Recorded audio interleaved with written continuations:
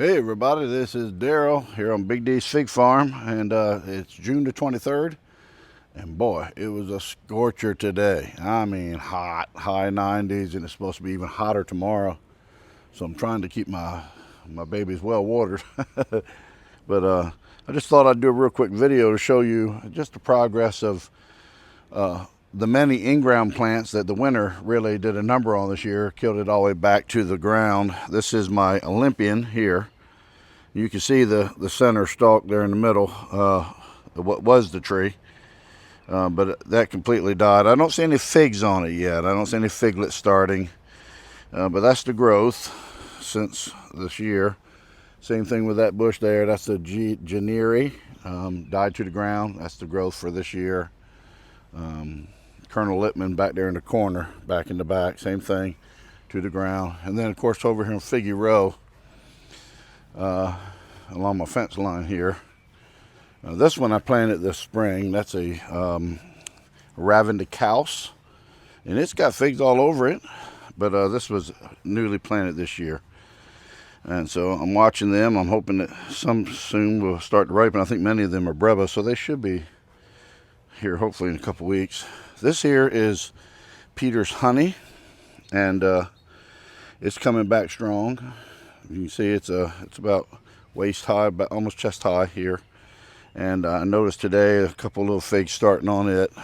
When I was walking around, I saw some figs. Let me see if I can find them now as I'm standing here. Well, there's a little one in there, but I saw some other ones. But anyway, maybe that was they're down there, way down in there. You see one right there. So Peter's Honey's put on a few. It's just starting to now. I'll put some figs on. There's another one. No, I'd seen more. That's the thing with fig tree. You got to stand and inspect it for a while, and you can start seeing them. But this Peter's Honey, and it's coming back pretty good. This here is my white Madeira #1, which it's got figs last year. It was a little tree. You can see the leftover from the first year growth. It died in the winter. But this thing with a little tree last year, maybe waist high, and it put off probably a dozen figs, a dozen and a half. And of course this died back, but you can see figs starting on down there. There's a fig right there, some figs. It's got figs on just about every run on this one, and it's still little and still just starting to go. But I will definitely get some figs off my white Madeira, which are spectacular figs. They're really, really good figs. A strong strawberry taste. Green fig with a nice red interior. Great fig. This one is Madeleine de Ducessan, and got good growth, but I don't see any figs yet. So last year it too was very prolific, put on a lot of figs. But the winter took it down to the ground, and this is what we've got back. I just planted this one this spring. This is an Italian 258, so he's really slow taking off too. I was really hoping that by putting it in the ground it would really take off, but I got one in a pot that's same. I started them all from cutting. I got 3 cuttings, and all of them made it, but I got one on the deck in a pot that's probably twice the size of this one, but it don't have figs on it either, so we'll see. Ronde de Bordeaux, looking great as far as growth.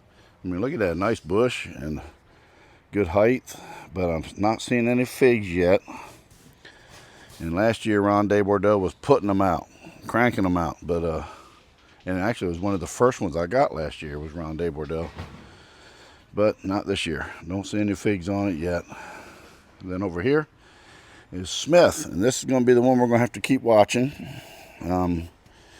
Smith is, some people question whether it is doable in ground in zone 7, and so part of me planning it was to be a part of the experiment, and so I did, and it died back to the winter, but so did a lot of other ones. So it's kind of hard to judge this past winter because it was exceptionally cold, not normal winter for us.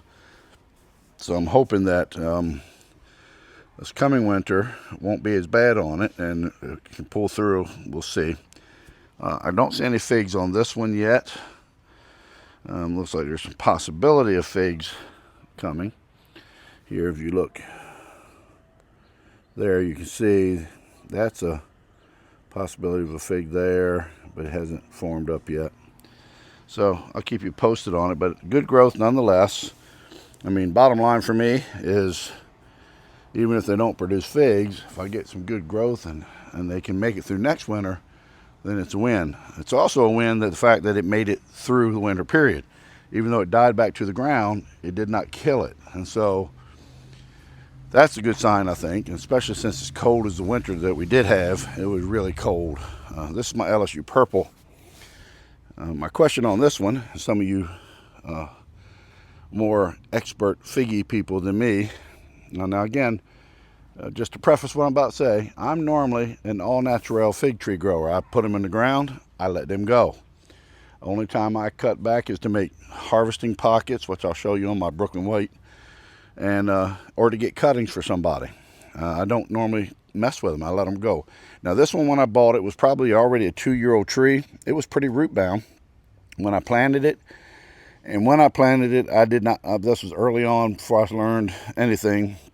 I just took it out of the pot, stuck it in the ground. I should have probably loosened those roots, cut through and opened them up some, but I just planted it. And so now you see how dense the bush is. I mean, it's thick. There's tons of suckers in here. I mean, crazy amount of suckers down in there.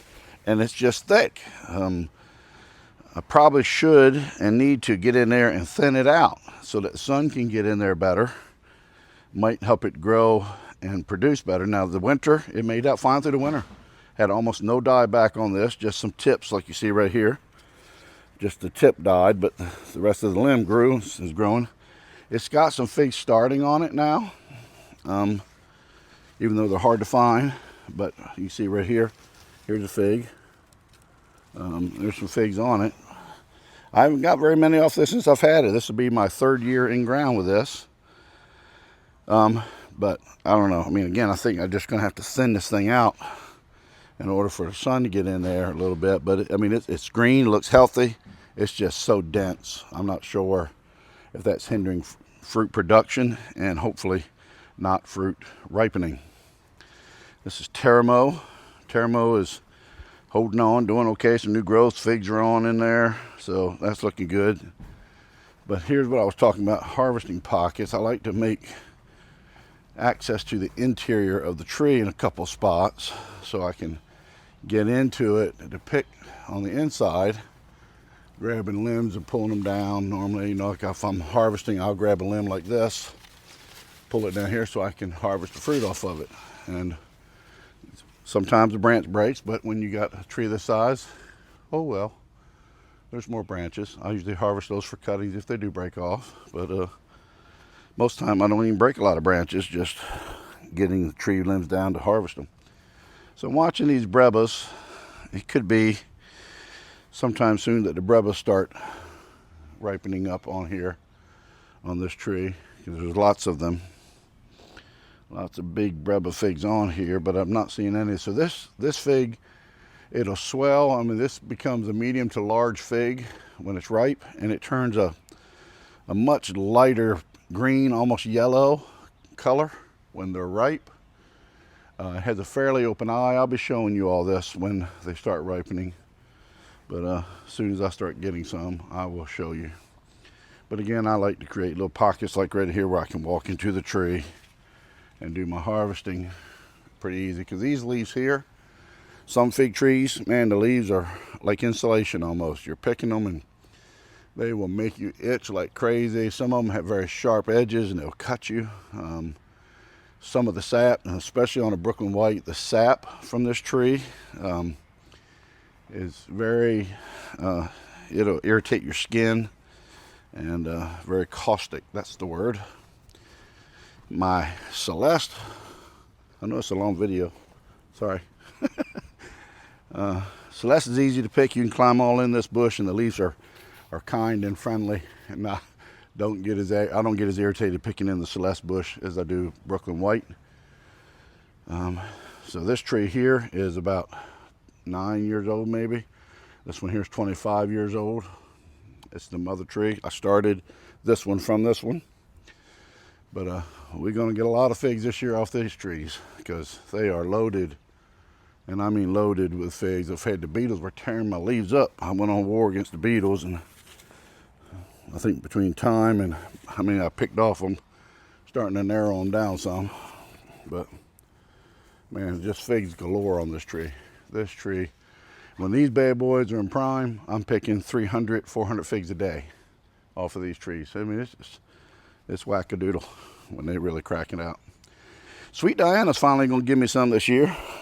As far as I have not gotten many figs. I think I got one off of it last year, and it was very late, so it wasn't probably a good example. But I've got a few starting on here now. You can see. So we're going to get to try a few of those this year, which is cool. It's in the Celeste family. Sweet Diana is. It's supposed to get a really light purple color when they're ripe. That's what I'm waiting to see if it does that or not. But it's my Hog Island Higby variety. It's got figs on, which is good. They're good figs. It had about a 50% dieback this year on the Hog Island, but still made out all right. This one here is my Violet de Bordeaux. It died all the way back to the ground. And I kind of messed it up, cutting the dead wood out. I went below the ground trying to cut it, thinking the whole thing was dead, when it wasn't, and it still had to come back up. So I kind of set that back, but it's gotten that far now. Negre de Agde had very little, maybe 20 to 30% dieback this winter. But it's been slow putting on figs, but it has started to put on figs, the in-ground. Anyway, my one in my pot is loaded with figs, but this one is just starting to put some figs on. You can see right in here, a couple figs there. All right, so that's a new plant this year, or a planting this year. This is an unknown for me. Got this from my friend Renata.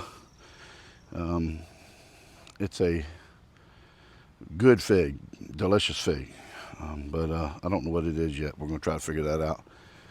I planted this year as well. This one is an Azores Dark. I'm surprised that these aren't ripening yet. I really did think that these would be cranking by now. Most of these are Breba figs, and there are lots and lots and lots of them on this tree. But it has not begun to ripen them, which I thought by now I would be getting some of them. It's an early fig. This is my Robert's Golden Rainbow. Had to come back from the ground. Another Peter's Honey over here, coming back from the ground. And of course, as I already said, Colonel Littman's Black Cross. This is my Chicago Hardy, and of course, no problem for Chicago Hardy in the winter this year.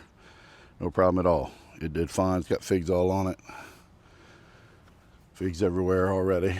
So I'll be getting a lot of good harvest from my Chicago Hardy car. My potted car. It's got lots of number of figs on it. This is my Long Dute. This is Negre de Agde in the pot. See how many figs are on this one? I mean, it's loaded with figs. This is my Del San Juan Grand. Got two of them. Lots of figs on the Del San Juan Grand. I mean, a lot of figs all the way down. And the one over there has got even larger ones, which I'm watching. Stella's not putting any figs on. So there you go. I know this is a long video, but some people just like to kind of walk around like I do and look at everything. And I'm still waiting for some to ripen. As soon as they start ripening, we're going to do some cool reviews. All right, guys.